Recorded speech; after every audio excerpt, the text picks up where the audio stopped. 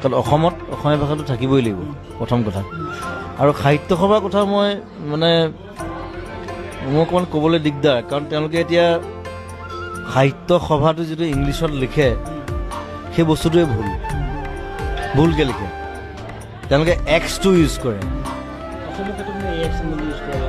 এক্সটো কেতিয়াও মানে ফনেটিকেলি যিকেইজনে কৰিছে তেওঁলোকে ইংলিছ নাজানা চাগে, মই ডাইৰেক্টলি ক'ম। কাৰণ এক্সেৰে যেতিয়া আৰম্ভ হয়, এক্সৰ প্ৰনাউন্সিয়েশ্যনটো সদায় জ হয়। Xerox, xanadu, xylophone. গতিকে যদি মই এতিয়া অসম সাহিত্য সভাটো মই মানে তেওঁলোকে যেনেকৈ ইংলিছত লিখে মই যদি কওঁ, সেইটো হৈ যাব অক্সম সাহিত্য জবা। যদি বাহিৰৰ মানুহে যদি পঢ়ে অসম সাহিত্য সভা যদি ইংলিছত তেওঁলোকে যেনেকৈ লিখে সেইটো যদি পঢ়ে, তেতিয়া সেইটো হ'ব অক্সম সাহিত্য জবা।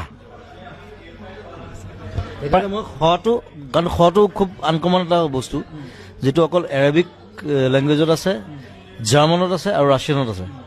খ তাহাঁতি খ কয়। খটো সেইকাৰণে মই সদায় সেইটো জাহ্নু বৰুৱা লিখে আৰু ময়ো লিখোঁ। মই খটো সদায় HKH লিখোঁ।